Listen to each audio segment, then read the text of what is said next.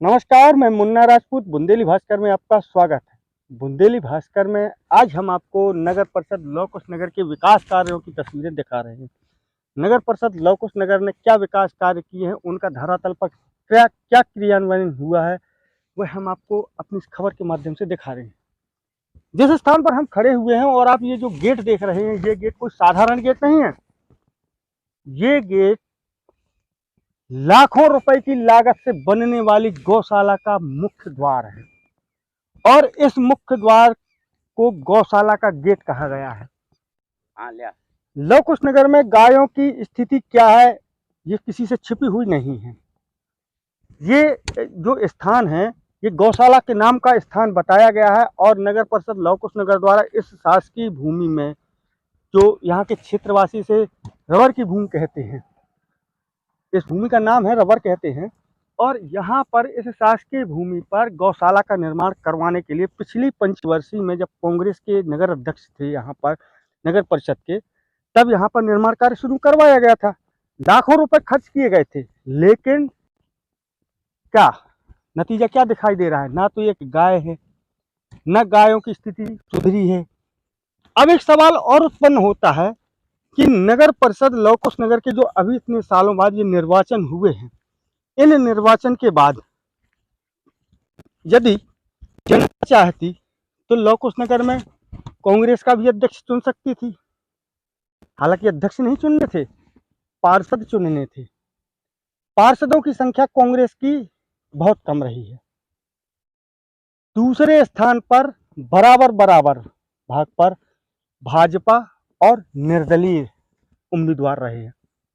यानी कि एक बात स्पष्ट है कि लव कुश नगर की जनता ने भारतीय जनता पार्टी को पूरी तरह से नकार दिया था। कांग्रेस को तो नकारा ही नकारा, साथ में भारतीय जनता पार्टी को भी नकार दिया था। खैर, किसी प्रकार से निर्दलीय पार्षदों के सहयोग से नगर में भाजपा की सरकार बन गई। ये क्या लिखा है? गौशाला पेयजल नगर पालिका लिखा है इन्होंने, हालांकि नगर परिषद है ये, नगर पालिका लव कुश नगर। इसको दिखाने का हमें सिर्फ इतना उद्देश्य था कि इसकी वास्तविक स्थिति आप देखिए। हम हालांकि उस पॉइंट पर बाद में आएंगे जो अभी हमने आपको निर्दलीय और भाजपा कांग्रेस वाली बात बताई। ये देखिए, पहले आप हौदी देखिए, लव कुश नगर की नगर परिषद का विकास, ये हौदी है, ये जो बनाई गई थी, यानी शासकीय राशि का, पीछे देखिए तो, पीछे देखिए, यानी कि शासकीय राशि का पूरी तरह से दुरुपयोग देखने को मिल रहा है। ये हौदी तो अनुपयोगी हो गई है, इसका कोई उपयोग नहीं हो सकता है। नगर की जनता ने जब भाजपा के पार्षदों को पूर्ण बहुमत में यहाँ पर नहीं चुना, निर्दलियों पर विश्वास ज्यादातर भी जताया था, लेकिन निर्दलियों द्वारा भारतीय जनता पार्टी को समर्थन दे दिया और भारतीय जनता पार्टी के लव कुश नगर में उपाध्यक्ष और अध्यक्ष दोनों आ गए। लेकिन नतीजा क्या निकला? कुछ नहीं। इस स्थान को देखने के लिए नगर परिषद अध्यक्ष यहाँ पर आए थे जब चुनाव जीते थे उस समय। अब तो काफी समय निकल गया, लेकिन इस स्थान की खबर लेने की उनको शायद सुध ही नहीं रही, वह भूल गए। गायों की स्थिति किस प्रकार से बदहाल है, यह कहा नहीं जा सकता। क्या आपको पता है, यदि कोई गाय घायल हो जाती है या बीमार हो जाती है और उस गाय का कोई स्वामी नहीं है, तो उसे कहाँ रखेंगे? कौन रखता है? हालांकि कुछ समाज सेवी लगे हुए हैं, वह समाज सेवी उनकी सेवाएं करते हैं। जहां भी उन्हें मौका मिलता है, वो उन गायों को उस स्थान पर, किसी सुरक्षित स्थान पर रखते हैं, उनके भोजन की, उनकी दवाओं की व्यवस्थाएं करते हैं। लेकिन लव कुश नगर में यदि आवारा गौवंश की चर्चा की जाए तो बहुत अधिक संख्या है। आए दिन दुर्घटनाओं की शिकार भी होती हैं। अभी कल ही मैंने एक जैसी खबर देखी थी। मैं उन गौ सेवकों का हार्दिक आभार व्यक्त करता हूं, उनके लिए जितने भी शब्द कहे जाएं बहुत कम हैं, जो गायों की सेवा के लिए तत्पर रहते हैं। लेकिन लव कुश नगर में भारतीय जनता पार्टी के अध्यक्ष होने के बाद भी लव कुश नगर में गायों की हालत बदतर दिखाई दे रही है। अरे उन्हें गौशाला का निर्माण तो करवा देना चाहिए था शुरुआत में, ताकि यदि जो आवारा गौवंश हैं जितने की भी व्यवस्था हो सके, उनके खाने पीने आदि की व्यवस्था यहाँ पर हो सके। लेकिन होता क्या है, कुछ नहीं। आप आए, आपने विभिन्न होर्डिंग लगाई बड़ी बड़ी, अच्छी बात है। विभिन्न कार्यक्रमों में जा रहे हैं आप, अच्छी बात है। नगर के विकास पर आपकी दृष्टि नहीं है क्या? निर्माण कार्य करवाना ही विकास कार्य है?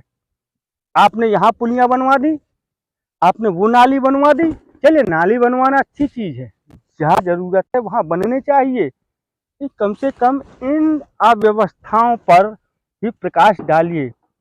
यदि नगर परिषद की राशि जो जनता के टैक्स से नगर परिषद को दी गई है, उसका सदुपयोग नहीं हुआ है, तो जो भी इसके खिलाफ दोषी हैं, उनके खिलाफ आप कार्यवाही करिए। कम से कम गौवंश पर तो तरस खाइए। ये इतना इलाका पूरी तरह से वीरान है। और यहाँ पर आपको हम बता दें, मैंने देखा यहाँ पर कई गाय, जैसे कि आप वहाँ देख रहे हैं, अभी वो गाय भी घूम रही हैं। इस तरफ आप देख सकते हैं, तो वहाँ पर दूर दूर तक मुझे दिखाई दे रहा है, वहाँ काफी गाय खड़ी हुई हैं। ये गाय यहाँ पर प्यासी हैं, उनकी खाने की व्यवस्था नहीं कर पा रहे, तो कम से कम पीने के पानी की तो व्यवस्थाएं कर दीजिए।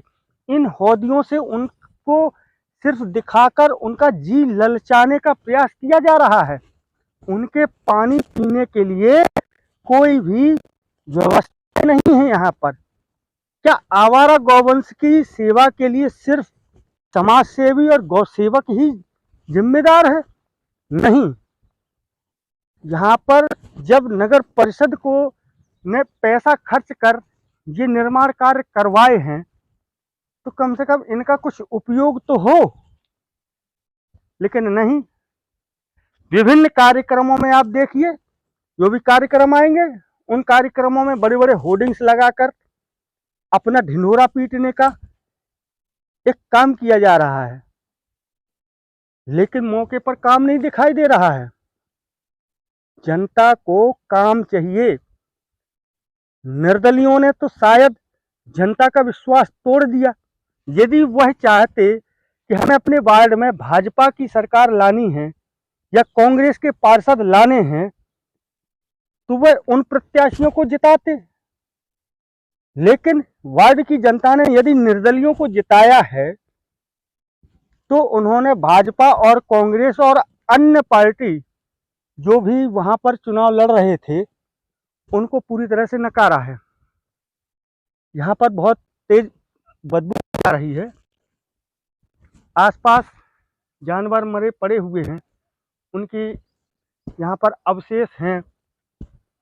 इस के कारण थोड़ा खबर कवर करना कठिन हो रहा है। हम